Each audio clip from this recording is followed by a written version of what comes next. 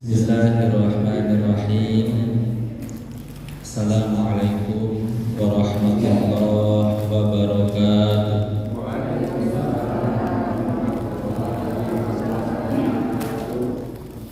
Alhamdulillahi rabbil alamin.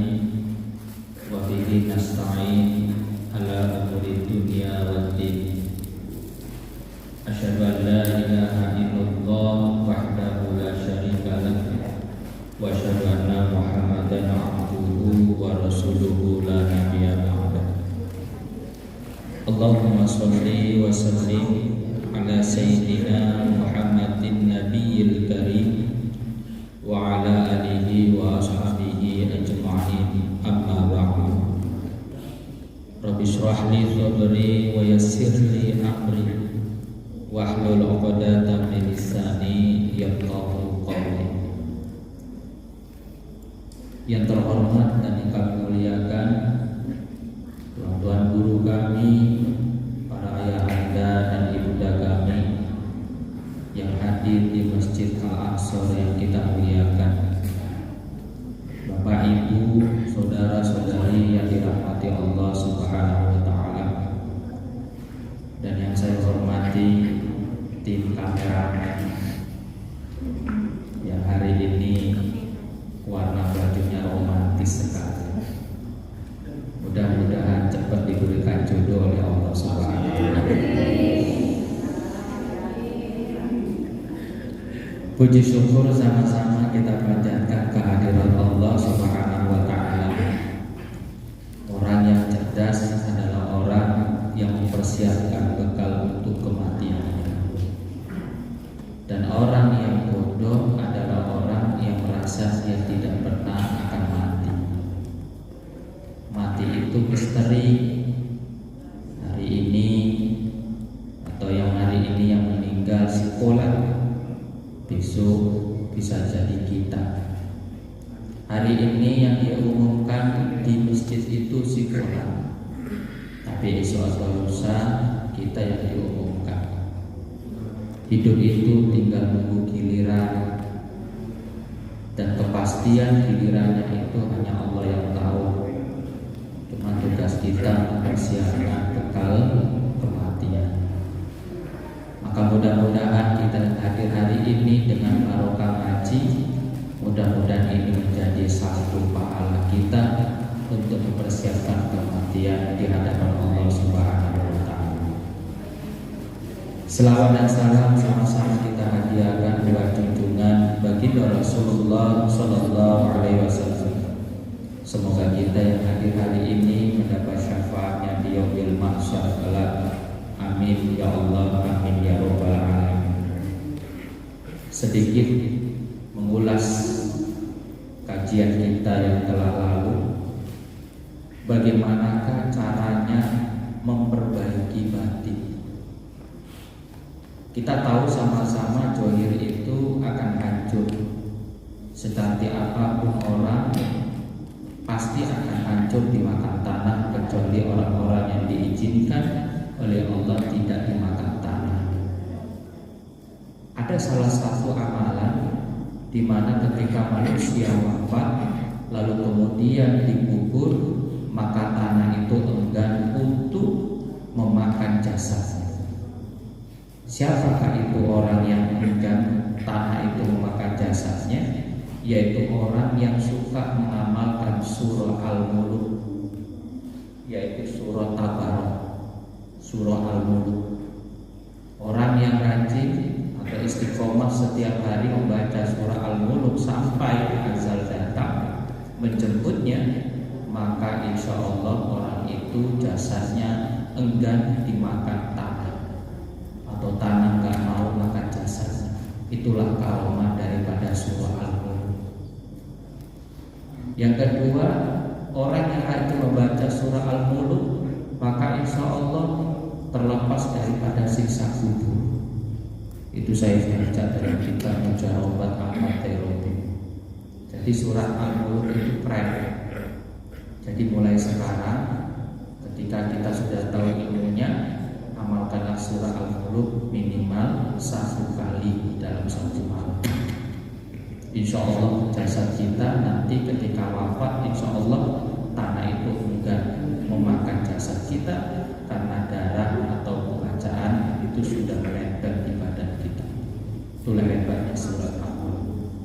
Tapi kalau setiap malam yang dibaca surat kredit, kereta ini dan itu, satu mati mesti faham. Nah gitu. Jadi apa katanya? Apa tuslihu jahiruka wa tafsidu? Apa tuslihu jahiruka wa tafsidu batinaka? Engkau memperbaiki jahirmu tapi merusak batinmu. Itu kajian kita kan minggu yang lalu. Apa tuslihu jahiruka wa tafsidu batinaka? Engkau itu memperbaiki jahirmu. Jahirmu itu selalu saja dibersih-bersih. Wajah kotor, maka saat dilap. Cermin kotor, diusap. Baju kotor, dicuci. Tapi hati yang kotor, dilupakan. Jiwa yang ada dengki, dilupakan. Pikiran yang suka berusaha sama suami, nah, ya, buruk sangka itu dalam Islam tidak boleh. Yang boleh buruk muka. Buruk sangka tak boleh. Ya, praduga yang salah setan paling senang. Orang-orang yang suka menduga-duga. Orang yang suka menduga-duga itu dikhawatirkan ada kebusukan, ada penyakit hati yang harus disembuhkan. Kalau nggak disembuhkan, jangankan orang lain, suaminya saja. Jangankan suaminya, orang lain saja. Bahkan Mustafa kadang dibunuh sangka. Dia anggap hatinya itu sudah bersih. Dia anggap dia mempunyai ilmu kasyaf yang bisa melihat sesuatu yang tidak bisa dilihat oleh manusia Allah. Padahal orang yang kasyafah, yang bisa melihat sesuatu tingkah laku manusia, kadang dia tidak mau melihat orang yang diajak ngobrol. Jadi ada seorang kiai itu kadang kalau diajak ngobrol kadang nggak mau nengok kita. Jangan baik buruk sangka. Kenapa ada seorang kiai tidak mau ketika ngobrol nggak mau nengok kita? Karena ketika ngobrol semua kejahatan kita tahu semua. Tahu semua. Di Sukabumi kiai saya pernah cerita, ada kiai waktu itu belanja, masuk ke pajak akhirnya nggak jadi beli. Kenapa nggak jadi beli? Karena orang yang ketika yang jadi penjualnya itu dilihatnya mukanya mohon maaf kayak anjing, kayak babi, kayak rusak. Kok bisa begitu? Karena tingkah lakunya manusia, tapi jenisnya suka kayak anjing. Kenapa? Bombong, nyeritain orang.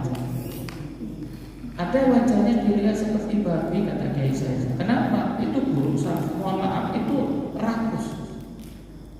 Maka babi itu gak ada lehernya, rakus. Maka curigalah orang yang gak ada lehernya.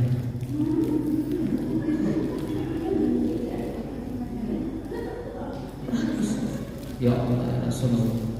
Lalu ada orang yang sifatnya itu seperti ular, manis di mulut tapi membelit di belakang. Akhirnya apa terjadi? Dia nggak sanggup, nggak mau lagi belanja di pajak. Akhirnya istri, kok bisa? Karena dia dibukakan ilmu kasarnya oleh Allah. Makanya ada kiai tadi saya katakan ngobrol sama orang ada nggak mau begini, apalagi sambil merokok.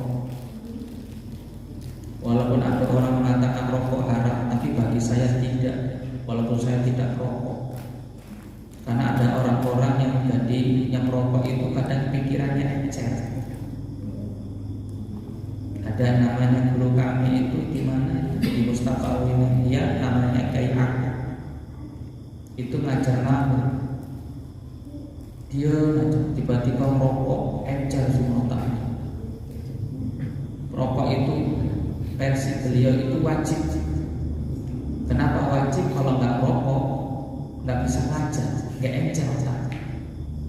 Tapi ada orang juga rokok goblok, nggak usah rokok. Habisin aja, ada manfaatnya. Jadi apa katanya? Jangan kamu sibuk memperbaiki zahirmu waktu situ batinaka, tapi batinmu selalu saja rusak. Pamisal kakal majasum, perumpamaan itu seperti halnya kalmajasum, sebuah penyakit yang dapat menggerogoti kulit, la bisa siapa jadi datang. Dan seperti halnya orang punya penyakit kulit, la bisa siapa jadi datang, ia memakai pakaian baru, wa yakhruju minhu bil batinil qayhu wasadid, tapi keluar di dalam batinnya itu darah nanah. Pakai baju bersih putih, pakai jas warna hitam, tapi keluar nanah. Dari dalam keluar nanah. Itu pasti akan ditunjukkan oleh Allah. Bangkai itu bau kan? Bau. Orang yang megang bangkai itu tidak akan disiksa gara-gara kenapa kamu masuk neraka? Gara-gara megang bangkai. Enggak. Kenapa kamu masuk neraka? Megang nanah. Enggak. Kenapa kamu masuk neraka? Karena aku sombong. Mentang-mentang taman pesantren terus merasa dirinya lebih pintar dari yang lain. Siapa bilang taman pesantren itu lebih pintar dari yang lain? Tergantung waktu pesantren ngapain. Iblis saja di surga, toh diusir. Ya kan? Naik ke langit, gurunya malaikat, diusir. Ini baru tamatan pesantren merasa bangga. Tamatan dari Timur Tengah merasa bangga. Orang yang pintar itu bukan menganggarkan ilmunya, tapi orang yang pintar adalah orang yang mengamalkan ilmunya. Orang pintar di dunia ini banyak. Saya sering menganalogikan iblis itu pintarnya luar biasa. Malaikat ya pintarnya luar biasa. Kapan yang turun wahyu tahu, isi Al-Quran dia paham, tapi hatinya waktu si jubatinah. Tapi hatinya terus-terusan rusak, tapi tidak diperbaiki. Nah begini, jangan cerita ibadah kita berapa menit sih? Iblis 185.000 tahun. Tapi kesombongannya satu saja ternyata diharapkan dia masuk ke dalam surga. Maka kalau begitu, amalan ibadah kita yang kecil, maka kalau begitu duduklah bersama orang-orang yang soleh. Sekalipun kita ilmunya tidak seberapa, tapi duduk dengan orang soleh itu dapat kemuliaan. Saya tadi mendengarkan ucapan dari seorang khatib yang waktu itu ceramah. Apa kata beliau? Megang sendal kiai saja itu jauh lebih mulia dibandingkan dengan orang yang nakal. Kenapa orang yang bolak-balik ambil sendal kiai, hikmah melayani kiai, pakai sendal? Ternyata dari segi kemuliaan dia lebih mulia dibandingkan dengan orang yang hafal. Orang yang hafal ketika dia, yang misalnya kiainya ini, ketika diundang ke satu tempat yang terkenal, pasti yang bawa sendalnya diajak masuk di dalam, diajak masuk. Tapi orang yang hafal yang nggak bawa sendal kiainya, ketemu sama gubernur bisa jadi di luar, bahkan nggak dikasih masuk.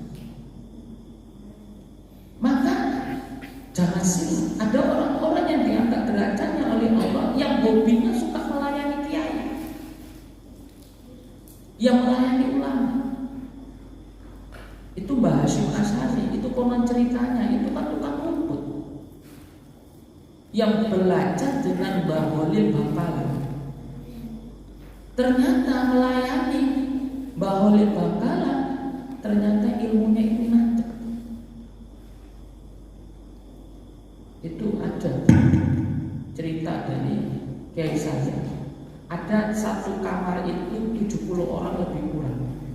Lalu disuruh bongkar seksi tank. Yang 70 orang itu banyak yang nolak. Di antara 70 orang itu nolak, banyak nolak. Ada 3 orang yang ketika itu nurut, sami'na wa ata'na, didengerin kiainya wa ata'na nurut. Hanya malam-malam diberikan saksi. keluarlah kotoran yang tak diinginkan. Cukup didengar, gak usah dibayangkan. Lalu apa yang terjadi? 3 orang ini yang nurut melayani kiai, 3 orang ini jadi kiai semua. Satu ada yang di Jogja, kedua ada yang di Jepang, yang ketiga saya nggak masuk. Tapi dekatlah di sini. Kenapa?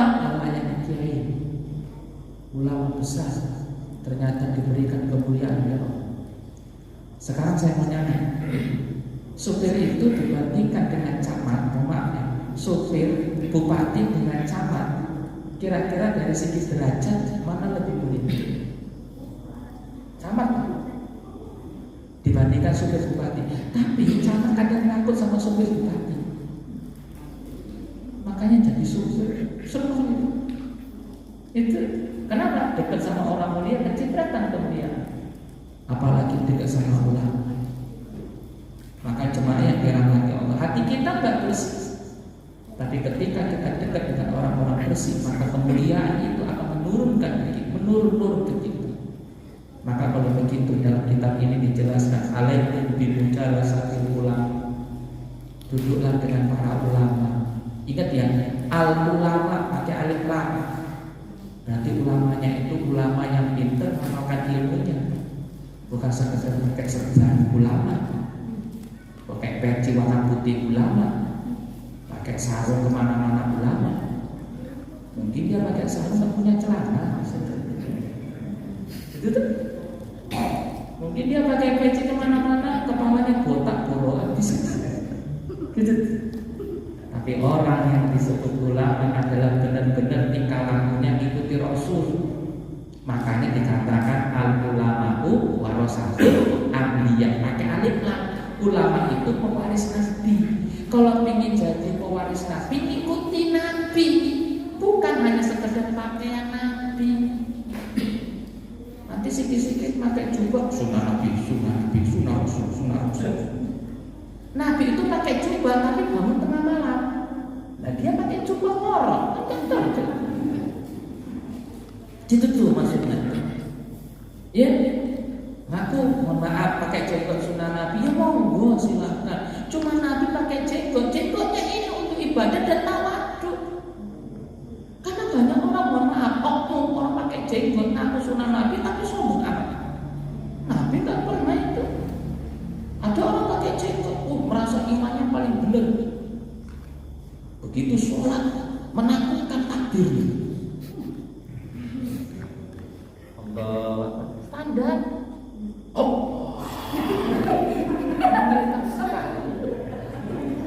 Itu di sana.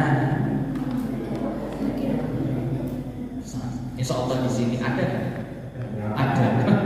Ya, kalau memang ada ya dikasih tahu dakwahnya. Yang penting ilmunya dulu diajar. Gitu tuh. Sholat itu, hasil sholat itu letaknya bukan di jidat, tapi di akhlak. Kalau cerita orang yang hasilnya itu letaknya di jidat, nah negro itu hitam semua jidat, tapi akhlaknya itu di akhlak. Coba tengok, mohon maaf, pakai jubah, masa bunuh orang Allah Akbar, terus yang dilawan Allah Akbar. Masa Allah Akbar perang sama Allah Akbar? Begitu. Kenapa? Salah guru semangat ngaji. Semangat ngaji tapi salah guru. Makanya alaikum bimujalasatil ulama, duduklah dengan para ulama. Karena ulama mana yang harus ikuti? Ulama yang ikuti Rasul. Mulutnya selalu zikir dan mulutnya tidak pernah mencaci maki. Dia tidak merasa dirinya punya kelebihan dalam hal ibadah, karena yang membuat dia beribadah bukan faktor tenaganya, tapi karena diizinkan oleh Allah dia bisa beribadah. Orang kuat banyak, tapi suruh ke masjid payah.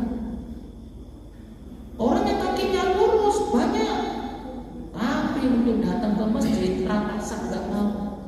Tapi ada orang yang kakinya pengkor, mohon maaf pengkor itu. Tapi kok dimudahkan oleh Allah, itulah orang yang dimudahkan ibadahnya oleh Allah. Apakah mentang-mentang ada orang yang kuliah kemudian masuk pesantren, lama-lama kemudian masuk ilmu. Belum tentu yang punya ilmu itu Allah. Yang punya ilmu itu Allah. Banyak orang baca ternyata imannya nggak masuk-masuk. Tapi ada orang yang bacanya sebentar masuk, nggak lupa-lupa. Begitu yang ibu-ibu yang dirahmati. Ya. Wastima'u kalamil hukama, dengarkanlah ungkapan-ungkapan para hukama. Hukama itu siapa? Orang-orang cerdas. Apa kata Luqmanul Hakim hikmah? Jika engkau masuk ke dalam rumah orang, maka itu fahfas basoroka, maka jagalah pandangannya. Karena ada orang masuk ke orang lain, ke rumah orang lain, matanya jelas-jelas. Butuh apa? Kemudian apa lagi? Ditengokin sana sini. Ini ciri orang nggak punya akhlak. Jadi kalau misalnya ada orang, kita masuk ke rumah orang, jaga pandang. Bisa jadi itu adalah sesuatu yang tidak hanya sekedar kita boleh, tapi tidak boleh komentar. Tapi baguslah, nggak usah nunjuk. Fa'anta tuslihu ma yunjaru, fa'anta taslah tuslihu ma yanjuru ilaihi nas, wala tuslihu qalbaka alladhi huwa li rabbika. Engkau sibuk memperbaiki sesuatu yang dilihat manusia, tapi engkau tidak sibuk memperbaiki hatimu yang dilihat oleh Allah. Kan gitu tuh. Kamu sibuk memperbaiki sesuatu yang dilihat manusia, tapi engkau tidak sibuk memperbaiki sesuatu yang dilihat oleh Allah. Allah itu tidak lihat wajah. Karena orang jelek itu wajahnya, andai kata orang jelek wajahnya, tapi akhlaknya bagus, masuk surga. Ada orang cantik, akhlaknya bagus, masuk surga. Yang paling sedih sudah jelek, anak jelek, ini masuk kemana? Nah, gitu. Kalau semua orang yang cantik masuk surga, nggak adil. Kalau di Indonesia ada orang cantik yang masuk surga, nggak adil. Dan tidak ada satupun orang jaharupi dusun 5 yang masuk surga karena kalah saing dengan sakti. Gitu tuh. Tapi yang dilihat Allah adalah akhlak. Ada orang yang kakinya tidak ada tapi rajin ke masjid. Ada orang yang kakinya kuat tapi enggak masuk ke masjid. Maka daripada ini, kenapa bisa begitu ini? Wajah boleh hitam tapi hati putih. Di rumah gelap tapi hatinya bersinar. Bagi dia ibadah tidak mesti harus ada lampu apa ada lampu. Sepanjang hatinya bersinar dan ketika dia rindu dengan Allah, maka yang dia lakukan adalah berkomunikasi dengan Allah lewat jalur ibadah. Ketika ibadah dia capek, maka dia ambil tasbih kemudian zikir. Astagfirullahaladzim, astagfirullahaladzim. Rabi'atul Adawiyah dalam satu hari zikirnya itu ribuan.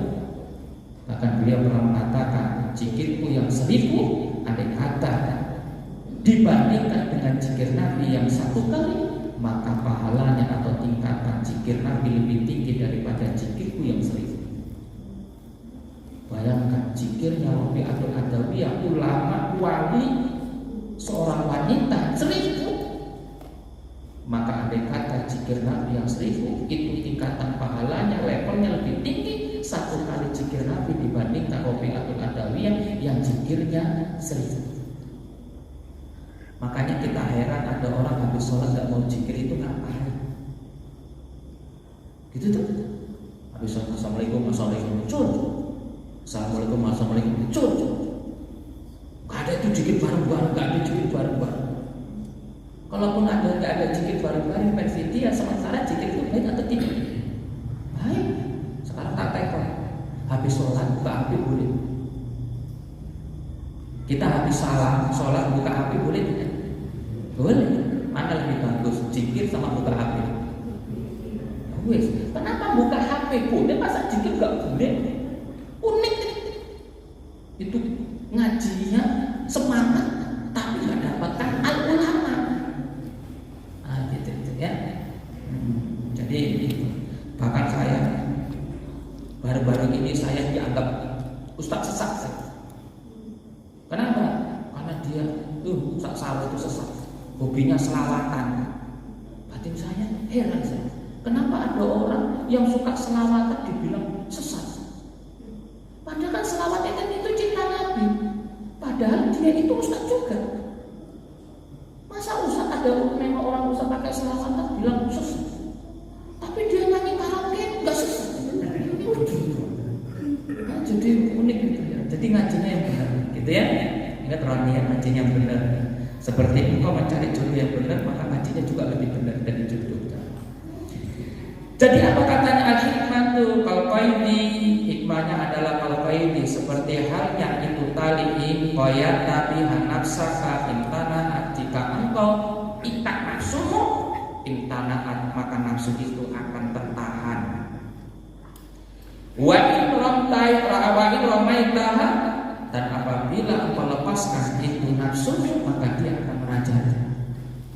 Saya mau nanya, ibu andai kata orang masuk ke rumah ibu orang gila, kira-kira apa yang ibu lakukan? Kira-kira orang gila masuk ke rumah ibu, kira-kira dia ngapain? Ngancurin ya? Ngancurin piring, ngancurin lemari, gitu tak? Gitu tak? Jadi kalau ibu gaduh sama bapak, terus ibu ngancur-ngancurin piring, berarti ibu orang.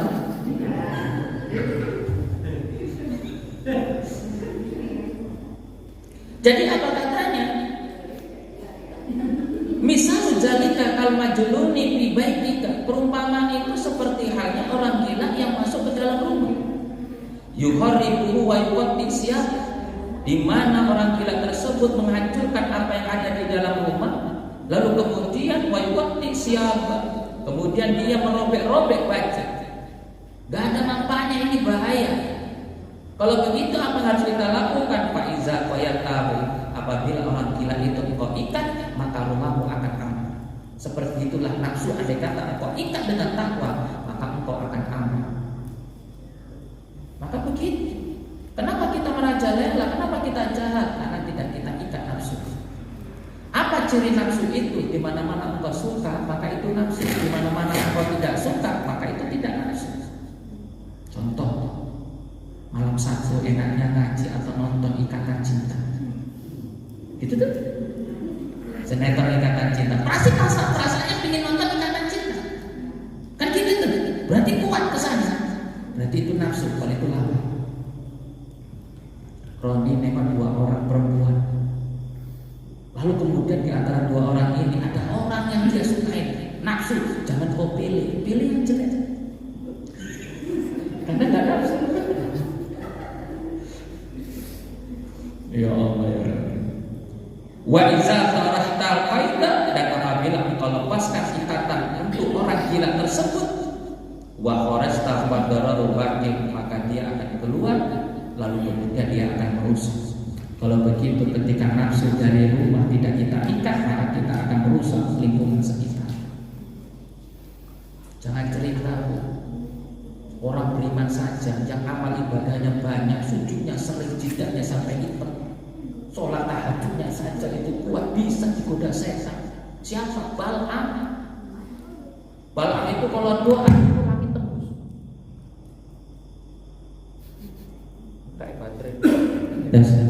Itu Bal'am kalau doa itu langit tembus. Kok bisa langit tembus? Oh, rajin ibadah. Ternyata apa yang terjadi? Wafatnya, meninggalnya digoda iblis. Apalagi awam atau doa pura-pura tembus.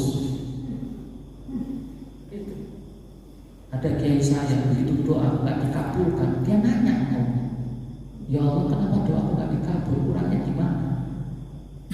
Kan bukan kau pernah mengatakan, ud'uuni astajib lakum, berdoalah engkau kepadaku, maka akan aku perkenankan, akan aku kabulkan. Lalu aku berdoa, kenapa nggak dikabulkan? Dia nanya, ternyata ada dosa yang menyangkut sehingga doanya nggak dinaikkan oleh Allah. Apa dosanya? Kurang sedekah.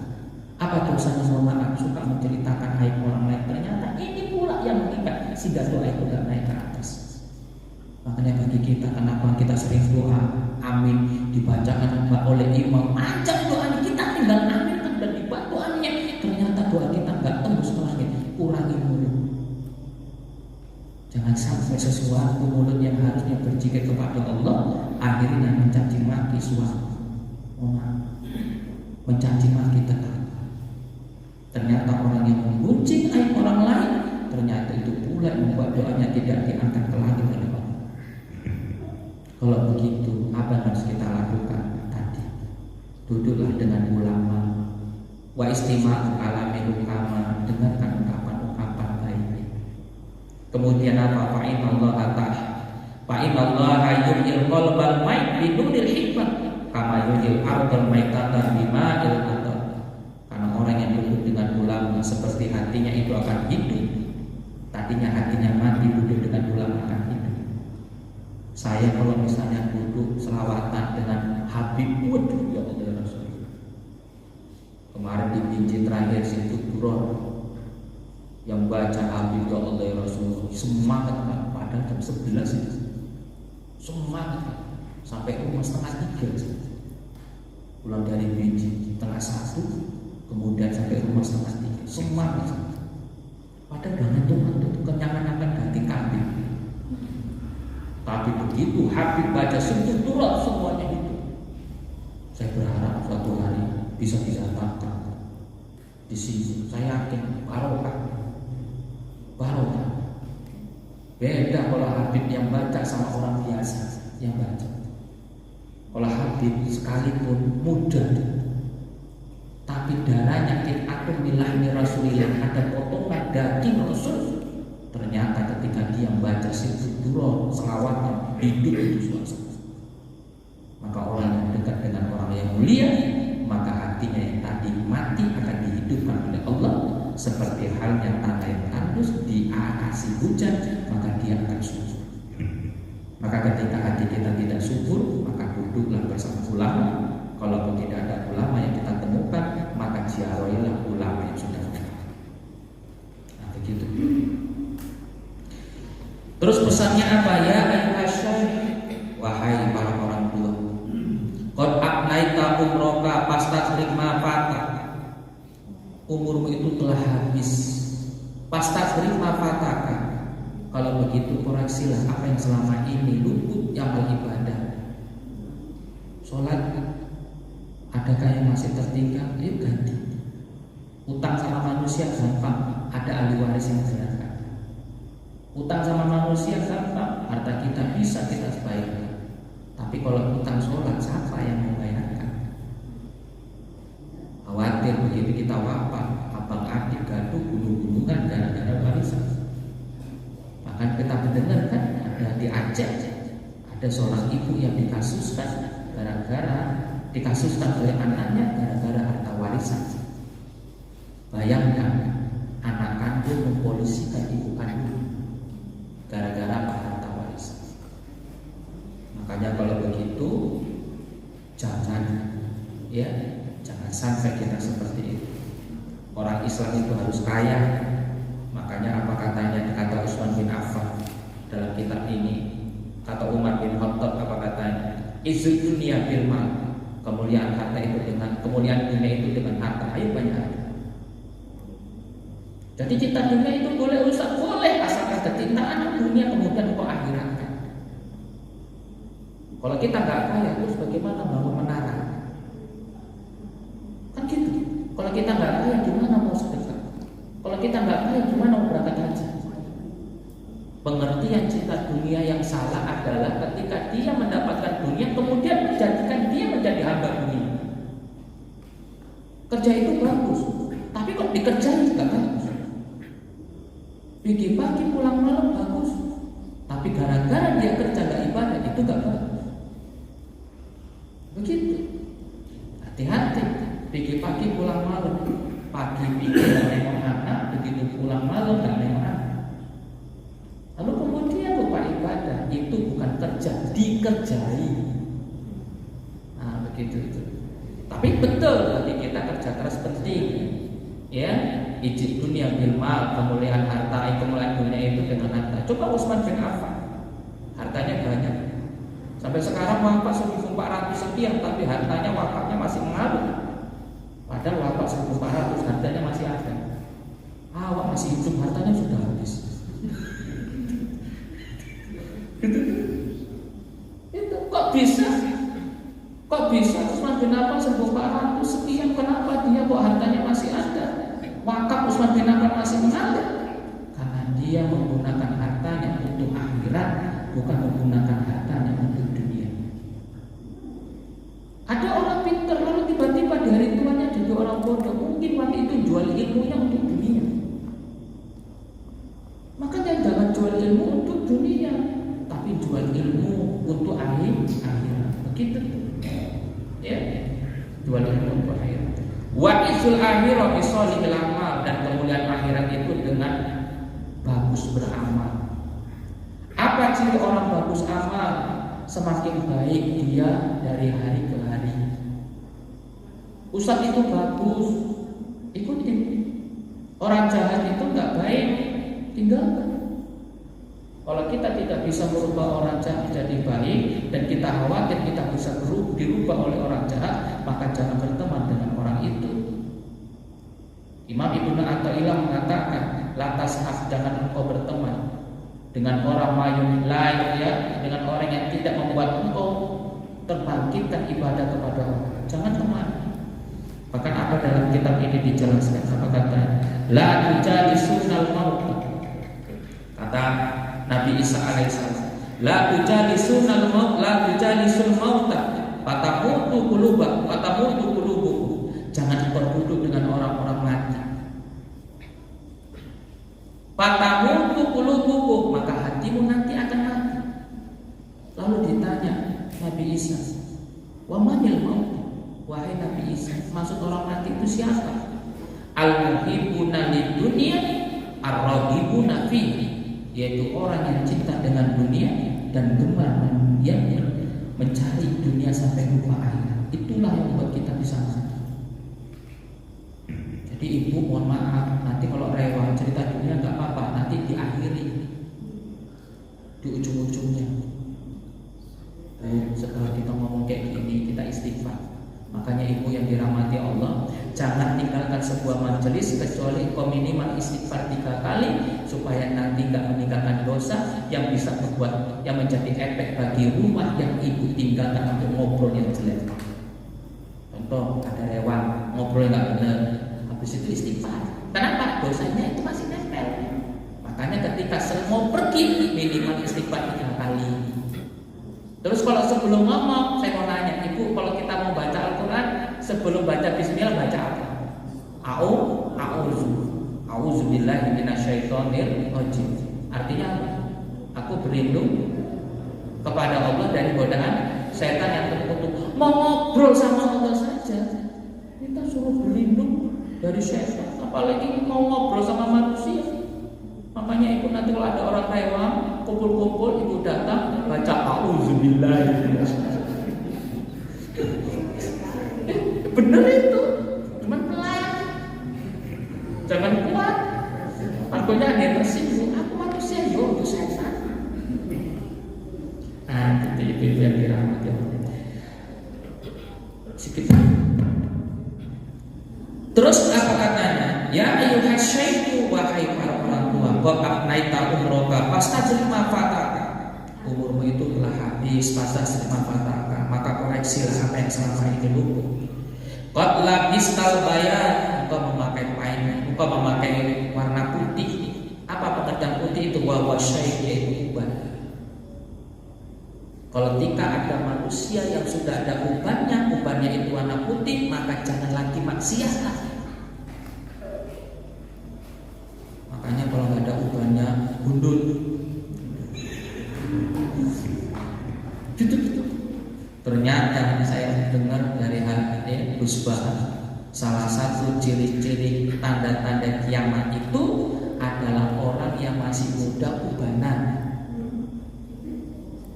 Jadi kalau ada orang yang masih muda belum waktunya ubanan, tiba-tiba ubanan, itu ciri-ciri tanda kiamat. Aku 43 tahun belum ubanan, masih lama. Itu yang jelas. Ya. Wal bayanu la yahmilu danas, dan uban itu tidak mungkin membawa kotoran. Artinya apa? Ketika engkau sudah tua, sudah beruban, jangan lagi berbuat kotor yang membuat hatimu itu jauh dari Allah. Wis wasane. Nek biasa kumpul-kumpul sampai sebagian dikurangi. Biasa main lain sampai isu ya dikurangi. Gitu tuh. Ibu berani nggak negur bapak ketika lelean kemudian datang, "Kang, balikan istumu." Wani, betul ya, betul ya. Di sini kan ada kan kalau misalnya hajatan sampai malam kan, lelean, bapak semua semua jadi lelean, lelean.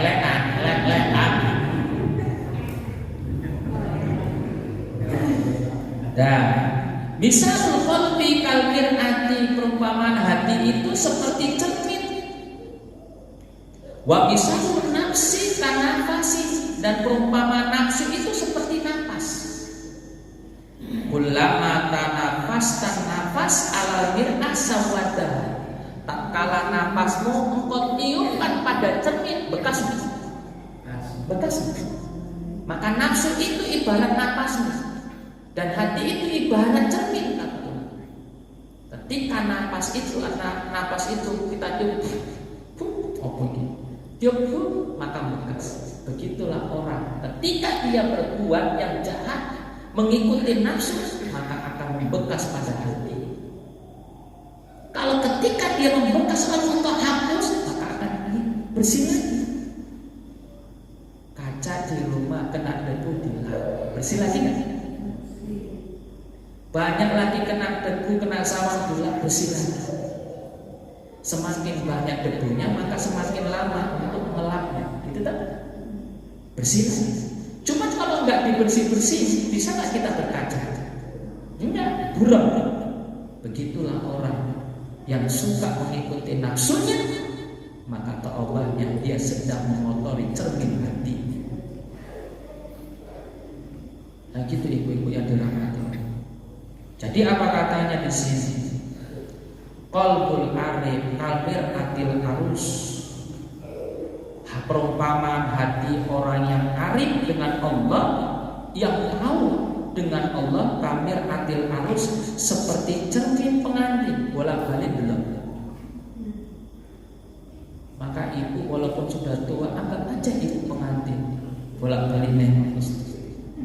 Kenapa? Pengantin itu malu kalau dilihat itu jelek. Maka malulah ketika hatimu dilihat orang jelek dan engkau tidak mau bersihkan.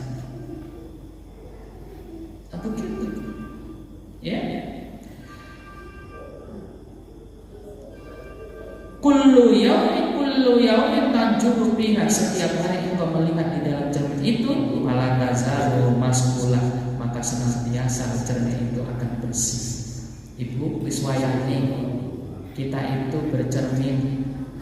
Kalau nanti ada sesuatu yang salah, selama kita siang hari banyak yang salah, maka sebelum tidur lakukanlah sholat taubat minimal 2 rakaat. Usolli sunnatat taubati rakaataini lillahi ta'ala. Allah. Ayatnya apa Ustaz? Terserah. Mau pakai Al-Fatihah monggo, sesudah Al-Fatihah baca kuliah monggo, rakaat kedua sudah Al-Fatihah kuliah monggo. Enggak bocor pun enggak popo, cuma kelewat. Karena masalahnya baca surah itu sunat karena sholat itu kan ada 3, ada rukun, ada sunat al-Quran, ada sunat hayat. Kata Imam Syafi'i, ar-ruknu karroksi, rukun sholat seperti kepala. Si kita tekon, adakah orang hidup tanpa kepala? Enggak ada. Andai kata manusia enggak ada kepalanya, hidup atau tidak? Enggak hidup. Maka orang yang meninggalkan rukun sholat, maka dia tak hidup, artinya tidak sah sholat. Mana contohnya? Al-Fatihah enggak dibaca, enggak sah kecuali kalau dia masbuk. Lalu imam ruku dan kemudian dia tidak sempat membaca Al-Fatihah, maka dia ruku bersama imam, maka muncullah dalil al-imam dominum. Imam itu penjamin bagi makmum yang masbuk. Itu. Yang kedua, mana? Dalam sholat tahiyat akhir, at-tahiyat, jangan at-tahiyat.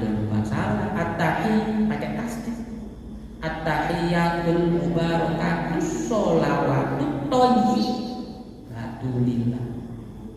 Jangan atahiyatullah nggak ada tasdidnya, salah huruf, kurang huruf, rukun nggak sah. Sama ketika kita baca Al-Fatihah, iyyaka na'budu wa iyyaka nasta'in, tasdidnya dijelaskan. Begitu. Yang kedua, kalau kita baca dalam sholat itu kita harus mendengar apa yang kita ucapkan. Maka ada orang baca Al-Fatihah dalam hati, nggak sah. Kenapa? Karena Al-Fatihah itu harus ada suara labjun. Labjun itu wasautul mustamilu ala ba'di hurufil hijaiyah dalam istilah Arab. Suaranya harus ada. Makanya ada orang yang baca Al-Fatihah bismillahirrahmanirrahim alhamdulillahirabbil alamin. Boleh. Yang enggak boleh itu membacanya kuat sehingga mengganggu orang yang di sebelah. Jangan sampai engkau sibuk kepada Allah lalu engkau mengganggu juga orang yang beribadah kepada Allah. Saya mau nanya, baca Al-Quran boleh nggak? Pakai mic boleh nggak?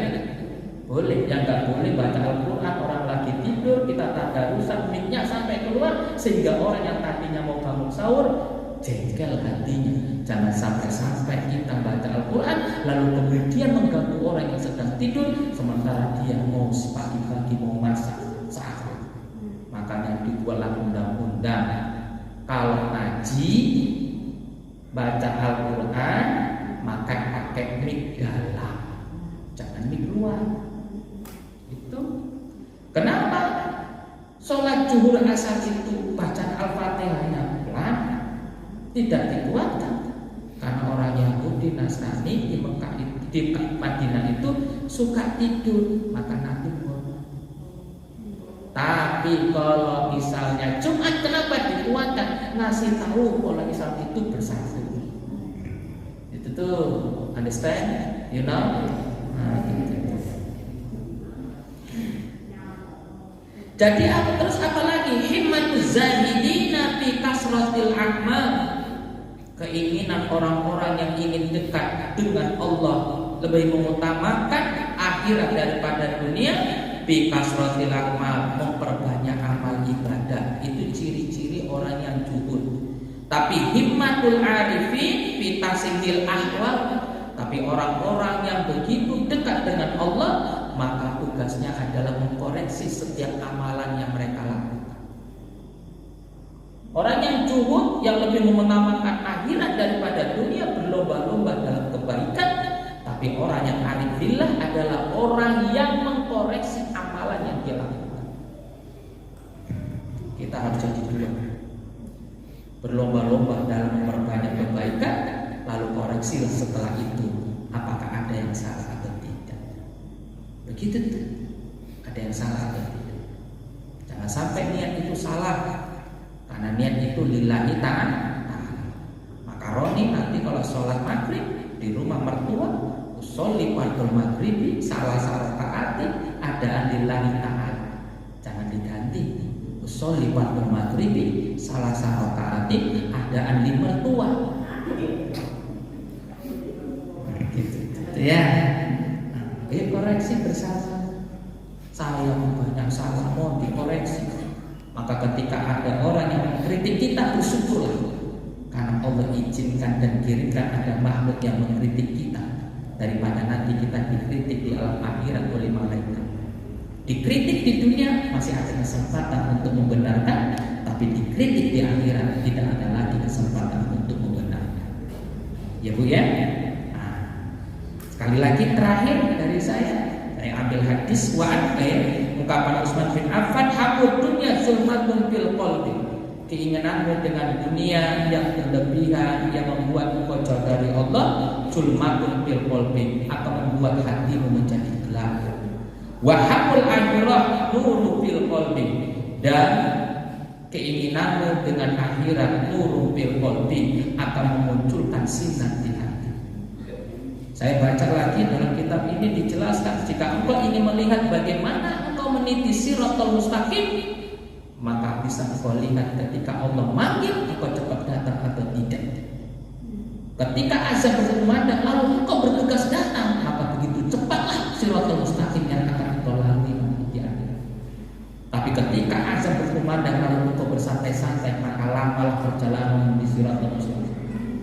apalagi Sri panggil gak datang, wah mandek mengajar. Mudah-mudahan Ibu Bapak yang dirahmati Allah, kajian kita ini mendapat barokah, hati kita ini hidup oleh Allah. Mudah-mudahan kita termasuk hamba yang soleh, hamba yang dipilih, dan hamba yang bertakwa di hadapan. Ini saja, mohon maaf apabila ada kesalahan dan kekurangan. Billahi taufiq wal hidayah. Assalamualaikum warahmatullahi wabarakatuh. Yes, ada yang mau ditanya? Kalau nggak ada tak tutup. Udah sedikit nggak ada yang nanya. Nah ini mohon penjelasannya ulang tentang makna memperbanyak duduk dengan ulama itu bagaimana? Ataukah duduk biasa ataukah duduk hadir di majlis ini? Ya.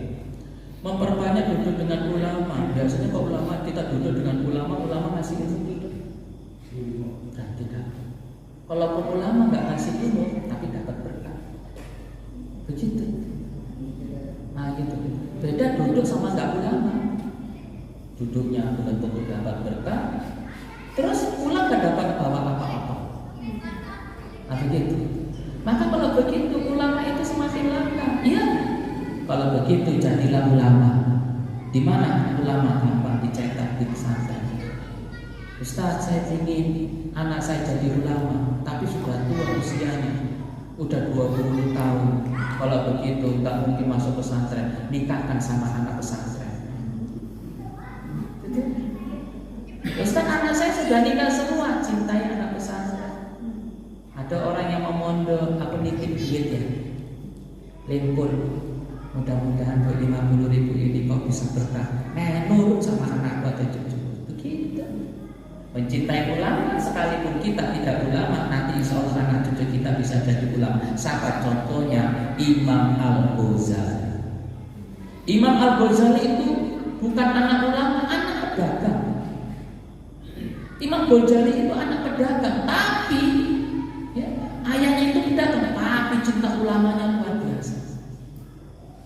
Setiap ada acara, setiap ada ini dan itu dia hadir. Lalu kemudian dia titipkan sesuatu untuk kiai, sesuatu yang untuk ulama, sesuatu untuk pendidikan madrasah atau pesantren. Anaknya jadi ulama.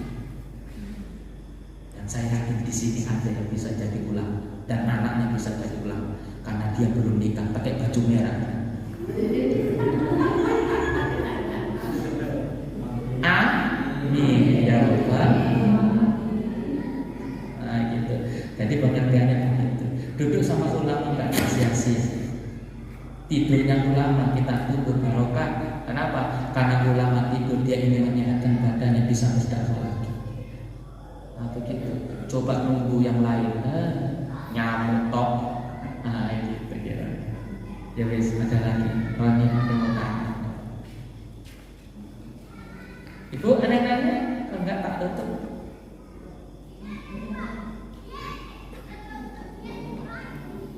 Sudah ya, insyaallah saya tarik lagi kesimpulannya ya. Ijud dunia bil mal, mulianya dunia dengan harta. Ayolah, ingat tadi saya ngaji semalam saya ngaji. Kalau udah usianya dulu masih muda kita ngejar dunia, sekarang sudah tua dunia ngejar kita begitu. Kenapa? Kenapa kita semakin hari semakin lemah, nyangkol sudah kuat, megang kapal gredeg. Jadi kalau begitu, apa yang harus kita lakukan? Selama ini kita ngejar dunia, dapatnya sekian, dan sekarang kita sudah tua, dunia ngejar kita. Gimana caranya? Caranya adalah salah satunya berbanyaklah yang membuat dunia ini diciptakan. Kata Allah, kalau bukan karena engkau yang Muhammad, dunia ini tidak akan diciptakan. Maka kalau begitu, kalau dunia itu enteng, maka berbanyaklah salawat. Yang simpel adalah salawat Jibril sallallahu alaihi wasallam. Ibu kalau punya hajat, keluarga panggil. Keluarga panggil ada berapa orang? Ada 7 orang. Kamu udah tamat kuliah, kerja masih sulit ya, melamar sana sini nggak diterima. Dunia kok jauh darimu ya. Udah kita baca selawat. Yuk 5 orang baca selawat. 1000 kali, 1000 kali. Kau 200. Satu niat itu anak. 1000 tak? Sallallahu alaihi wasallam. Kalau kurang lengkap, panggil ustaz dari sekarang.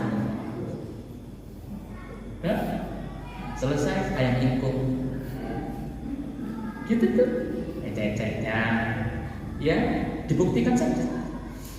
Nah, gitu. Kisah Roni nanti perlu juga diselamatkan Jibril. Itu panggil 2 orang, panggil berapa orang? 5 orang, 200 selesai bakso. Itu ecek-ecek. Itu candaan-candaan dan penyemangat. Tapi yang jelas kalau versi saya, Bapak Ibu, saya punya prinsip. Dunia kalau dikejar dia lari, tapi andai kata kita pergi dia kejar. Kan gitu. Karena dunia itu ibarat bayangan. Pernahkah ibu mendapat bayangan? Ibu kejar bayangan sampai atau tidak? Enggak. Kalau begitu ibu balik. Bayangan ikut enggak? Ikut. Kalau begitu kejarlah Allah, dunia akan dapat. Tapi ketika kita kejar dunia, takutnya Allah pergi. Mudah-mudahan kita selalu diberikan kemurahan rezeki oleh Allah Subhanahu wa taala. Baik, sekali lagi saya mohon maaf apabila ada kesalahan kekurangan. Mudah-mudahan pengajian ini dapat barokah dari Allah Subhanahu wa taala. Dengan barokah ini mudah-mudahan kita yang sakit disembuhkan oleh Allah. Dengan barokah ini mudah-mudahan anak-anak kita diberikan anak-anak yang soleh. Dengan barokah ngaji ini kampung kita menjadi kampung yang diberikan kemudahan barokah rezeki oleh Allah Subhanahu wa taala. Dan mudah-mudahan bagi yang punya ekonomi yang serat, ekonomi yang belum dibuka, barokah ngaji ini mudah-mudahan dilancarkan rezekinya oleh Allah Subhanahu wa taala. Astaghfirullahaladzim wa la ilaha illa huwal hayyul qayyum wa atubu ilaih. Astaghfirullahaladzim wa la ilaha illa huwal hayyul qayyum wa atubu ilaih. Astaghfirullahaladzim wa la ilaha illa huwal hayyul qayyum wa atubu ilaih. Wa la hawla wa la quwwata illa billahil aliyyil azim. Na'udzu billahi minasyaitonir rajim. Bismillahirrahmanirrahim. Alhamdulillahi rabbil alamin. Wassalatu wassalamu ala asyrafil anbiya'i wal mursalin wa ala alihi wa sahbihi ajma'in. Allahumma shalli ala sayyidina Muhammadin tibbil qulubi wa dawaiha wa afiyatil abdani wa shifaiha wa nuril absari wa diyaiha wa qutil arwahi wa kithaiha wa ala alihi wa sahbihi wa sallim. Allahumma ighfir lana dzunubana wa liwalidina warhamhum kama rabbawna shaghira. Li jami'il muslimin wal muslimat wal mu'minin wal mu'minat al ahya'i minhum wal amwat bi rahmatika ya Allah ya Ghafurur Rahim. Allahumma inna nas'aluka ilman nafi'an wa amalan mutaqabbalan wa rizqan thayyiban wasi'an mubarakan ya Allah ya khairal raziqin. Allahumma aktib lana bi husnil khatimah wa la takhlif alaina bi su'il khatimah. Allahumma tawwil wa barik umurana وصحي أجسادنا وواسع أرزاقنا وقضي بفضلك ديوننا وأصرف بكرامك سبلنا والطيب وحسن أخلاقنا وثبت إيماننا كإيمان أنبيائك ورسولك صلى الله عليه وسلم. ربنا هب لنا من أزواجنا وذريتنا قرة أعين واجعلنا للمتقين إماما. ربنا آتنا في الدنيا حسنة وفي الآخرة حسنة وقنا عذاب النار. Wassallallahu wasallam alaihi subhanahu